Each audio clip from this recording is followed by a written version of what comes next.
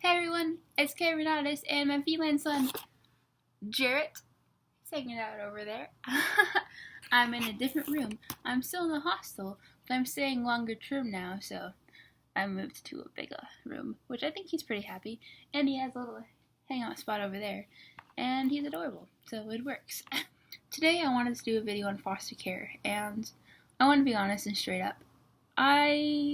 This topic is a little uncomfortable for me, but I feel like I want to because there's a lot of people in foster care or who have been affected by being in foster care, and it's an uncomfortable topic, so a lot of people don't talk about it.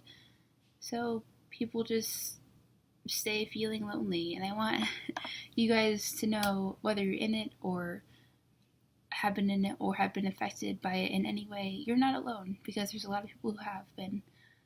We just don't talk about it, and so that's why I want to talk about it. So I'll talk about the first home I was in. It was a pretty okay home, honestly. I stayed there for 8 months. I was meant to be there until I aged out of the system after high school, but it didn't happen. So before I was in foster care, I had been in the system for like almost 4 years before that, because I was in residential treatments and PMICs and youth shelters and things like that. So the first time I went to foster care, I was 17, but I had already been to a lot of places and a lot of placements before that. So I was hurt. I was a hurt kid. I didn't know how to be loved. I didn't know if I deserved it. I was pretty sure I didn't. And I didn't know if anyone could actually love anyone, especially me, especially a stranger.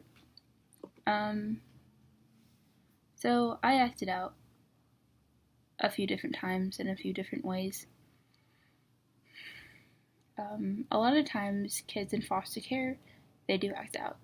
And I read things from parents who are in foster care and they don't know what to do. I've talked to a parent who had been a foster parent, and they're like, this kid is acting out.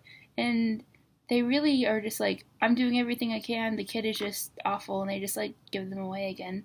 And that's why the kid is acting out, guys. They've been given up so many times. The thought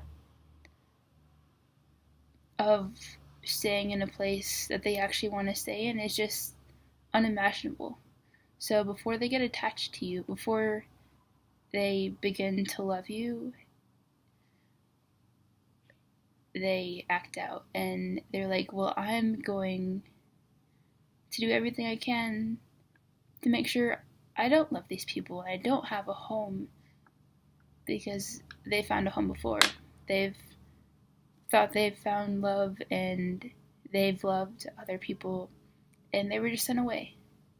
They were ripped away, and they have felt so stupid inside because they were like, of course that happened to me. I'm so stupid. Why would I ever let myself put my guard down and feel like I could be loved? No. So they put their walls up. They put all of them up, and they start making bad decisions, because really for them it's the right decision, because they will never be burned again. They will never be tricked into loving someone who will just give them up. Until they do. They become the bad kid they've already labeled as. Which is sad. Kids in foster care were labeled as bad kids, which is stupid, because most of the time it's not the kid's fault they're in the care. It's their parents, it's they have no guardian, it's maybe the parents died and they have no other family. Their parents might have been alcoholics or drunks, and they couldn't take care of the kid. It's hardly ever the kid's fault that they're in foster care, guys. I just feel like that's so important. If you're in foster care, it's not your fault. It's not because you're a bad kid. It's because your parents, maybe they didn't know how to take care of you. And I know that's probably hard to hear. I get it. But I just want you to hear that it's not your fault, okay? And for anyone who knows someone who's in foster care, and they do act up and they put on the label of being a bad kid, it's because that's already what people expect them to be. They're already treated as a bad kid because they're a foster kid. And a lot of times they need to be that, so they never stay in one place, and so they can keep going and they don't get attached because they have, and they were ripped away and they were heartbroken, and they vowed to never let that happen, never let that happen to them again. And it's sad. So back to my first home. So I'd already been in the system. I'd already been to many places. I'd already been ripped away so many times, and I had already experienced that. So,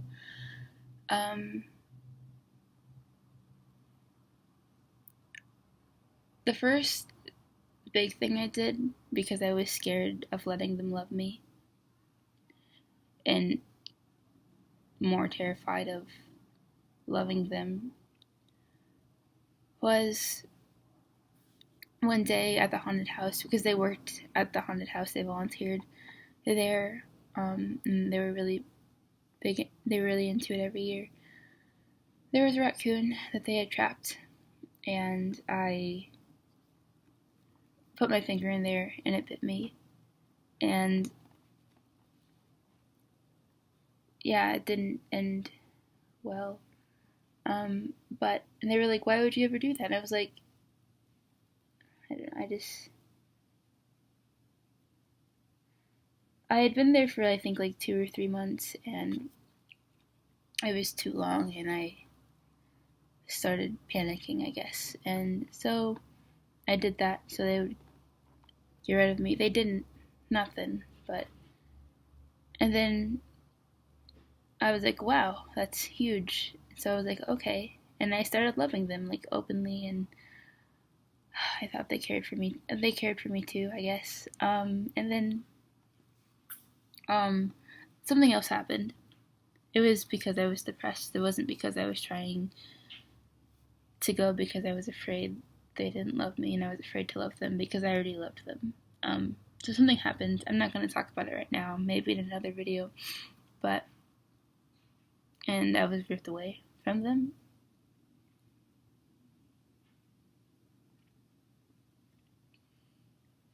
And that was the worst pain I've ever felt in my life, I think. I was really heartbroken. And then I went to 3 more homes. Then I graduated and I exited the system.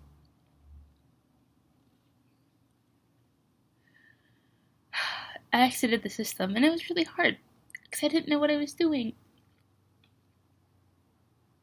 I had no idea what I was doing. I didn't learn how to live because I was just trying to survive. And foster kids, that's all you can really do. You're just surviving. So I was kind of a mess for a little bit. And this is gonna sound super cliche, but I found God, and there were a lot of trials. I learned how not to just survive, but how to live and how to thrive.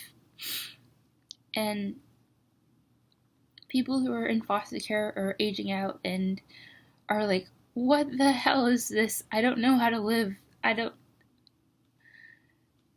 I want you to know that you can. You can live, and you will live, and you don't have to just survive anymore, because you made it. You made it out of the system. And in ways, living when you get out is the real challenge, because there's nothing to fight anymore. There's nothing to have to be strong against, really. And that's the hardest thing to be strong against, is like there's I don't know, So I learned slowly. I slowly learned how to like take care of myself, how to like have an apartment, how to clean, how to like pay bills, how to brush my teeth, how to do my hair, all those things that you just don't in foster care because, or in the system, in different placements, because I don't think people understand that a lot of the people, they're not there for the kids, especially in different placements. Sometimes in foster care, but a lot of the times, sometimes they're not there for the kids either, and they don't understand the kids, which is why they just give them up when the kid does something, which is why the kid is doing it. But if you just stay there for the kid after they do those things, it might show them that you do love them or care for them. But yeah, so I learned how to live and thrive, and God's super great. But you can too. I want you to know that you can too. Okay? Don't give up. I know it's really, really easy to say that. I know it's something you probably hear all the time, but it's something you need to start hearing from yourself. You need to start telling yourself that. Because until you do, it's really hard to not want to give up. So if you tell yourself not to give up, it's kind of like putting yourself in this different direction. And it's a direction you need to be in to actually live and to get from this transition of surviving and living. And for kids in foster care, that's a big gap, and it's a big difference. I want you to know you can do it. And for people who are watching this video who have never been in the system or who have been in foster care, be there for those people. You can't understand. Don't try to be like, oh, I get it. Don't try to be like, oh, okay, so this is what they've been through, because you won't be able to. But be there for them. Help them shop, help them learn how to eat, help them clean their house, because it makes a big difference. And I had friends who helped me with that. If you're watching this interview, thank you. You're amazing. And just never quit on them.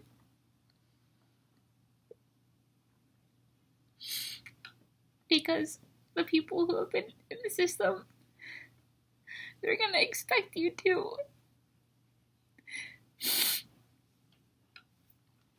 And they might even do a lot of those things to push you away because they don't want to love you and they're afraid to.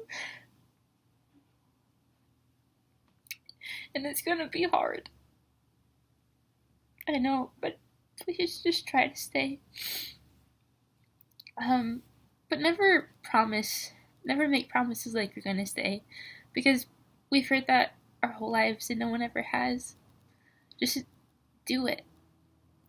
For people, especially people in the system, actions speak so much louder than words. Okay. Well, I have to get ready to go to my school in a little bit. My job is Wings for Kids. I work at a school, after school program. But, so I'm gonna go. It got really sad. But hopefully, it sheds more light, and hopefully, on both sides, people who have been in the system and people who haven't been, hopefully you feel a little less alone and have a little more understanding. Alright. Bye guys, it's good to know you. Bye from Jay. He's still there, yes. And Kay. Bye guys.